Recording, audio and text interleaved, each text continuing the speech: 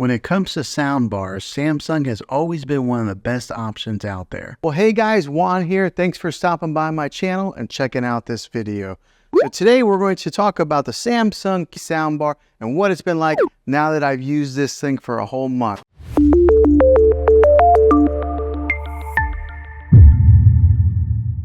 So let's talk about the cosmetics on it first to get started off. So on the top and the side here, or on the front and the top here, it's got a metal grill that's kind of gives you a little bit of that industrial feel. And it is a pretty solid soundbar. It's got a little bit of weight to it. I did not mount it onto the wall. I just kind of put it right here. Well, basically, because I can't mount it onto the wall. I'm on a corner section here in this room, so there was no way for me to mount it. But I think it looks pretty good like this, just on the stand right below TV. And the way that Samsung designed this is to pair up with their television. So as you can see, it does not go up above the screen any. So that's kind of nice to give it that nice clean look. And it's got the branding on the top here that says Samsung, but it's black, metal, real sleek looking. Now in the top corner over here, there's the indicator light. It's only on this side of the sound bar all the way to your right. And then also on this indicator light, it lets you know what input you are running. So since I am running an optical cable to it, it says direct in. If I was running Bluetooth, it would say BT. And if you're running like through an HDMI cable, it would say that also. Now the remotes on these things, they are really thin like that. So that makes it kind of easy to get lost in a couch or a chair. But they're really similar to the QLED TV remote. So let's take a good look at here. So this one here is the QLED remote. This one here is a soundbar remote. As you can see, there's not a whole lot of difference between the two. They're both real thin. They're angled like that. But whenever you do hook in this soundbar, and if you are hooking it into a Samsung TV, then you don't need the soundbar remote. You can control everything with the TV remote. Now on the remote control for the soundbar, you can turn up the subwoofer sound and the regular sound volume. So it does give you two different options on there. Now the different sound types that this thing has, the different sound modes are standard, surround, Game Pro, and adaptive. Now the differences with these models is that surround gives you that all around widest sound stage, particularly in like a bigger section. So it gives you that nice all around sound. The Game Pro knows when you're gaming and it will adjust accordingly. So like maybe if you're playing some Call of Duty or something like that and there's loud guns, it will adjust the volume on the gun levels.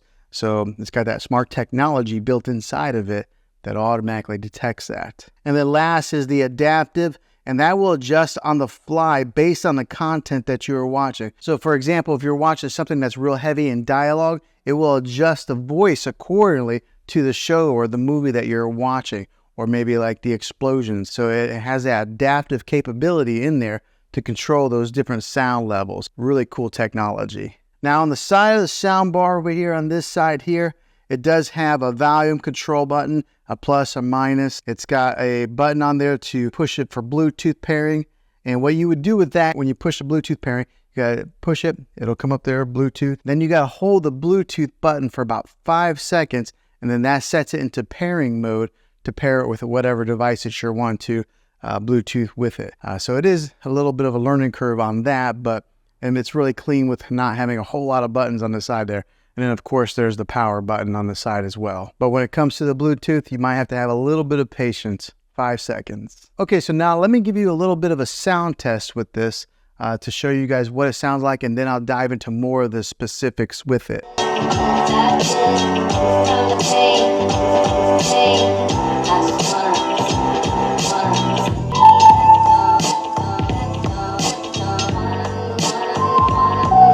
Now what I'll do is I'll take the microphone and I'll stand back as far as where I would be sitting for movie watching, and to kind of give you guys what that sound would be like if you were sitting in that type of a distance watching a movie. So let's do that test now. Okay, so that gives you a little bit of an example of what this thing sounds like. It's a great sounding sound bar. So there are speakers on the top, and then there are speakers here in the front that are booming out, and then you got the sound bar that I have sitting on the floor there. You do get a dedicated center channel, which does a fantastic job of handling the vocals when it comes to any kind of movies or anything like that.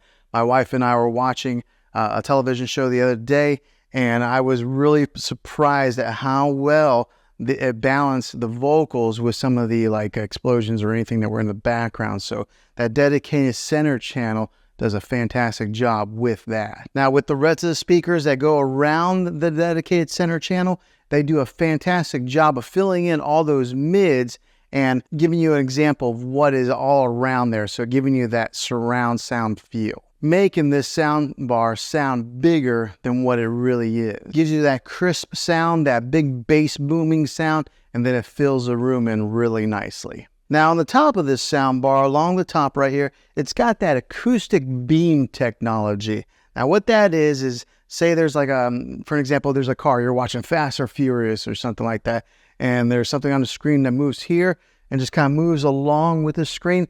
The beam technology will give you that sound that kind of goes right along with it, just like that, moving with the action that's on the screen. Some really cool technology. Now, I can't really show you on video, obviously, because it's video, but you're going to have to take my word for it. That is a really nice little feature on this sound bar here. Now, on the back of this sound bar, you do get some good connections, different types of connections to kind of go with whatever TV that you have. You get 2 HDMI imports. One of them is that ARC HDMI input. You get the regular 35 or 3.5 millimeter, the old-fashioned stereo jack. You get that. And then you get the optical audio cable, which that's what I'm using here.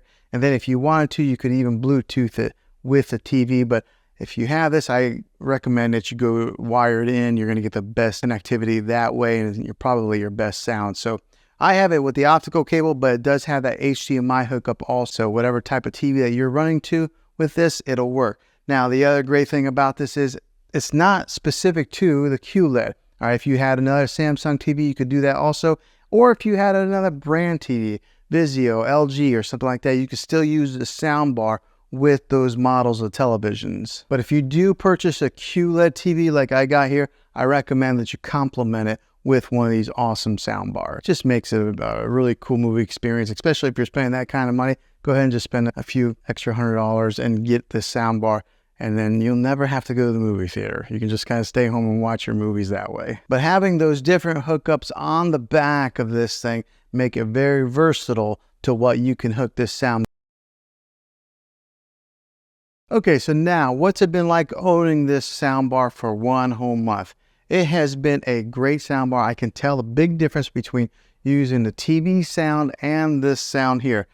Just the other day, we were watching a TV program, and one of the issues that I do have is that sometimes the soundbar will disconnect. Now, it's probably every 6-7 days it'll disconnect from the TV, but all you have to do to fix that, to reconnect them, is you go right over, you hit the power button on a soundbar, and it automatically detects that the soundbar is on, and then it connects back together. So that's about the only issue I've really had with this soundbar. Other than that, it has been fantastic. It has worked fine. But I could tell a huge difference whenever I was listening for a few minutes on the TV.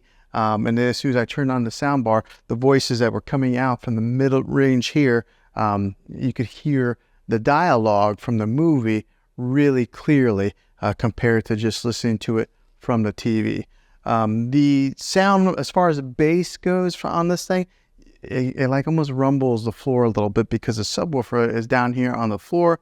And then there are some bass speakers built into this thing.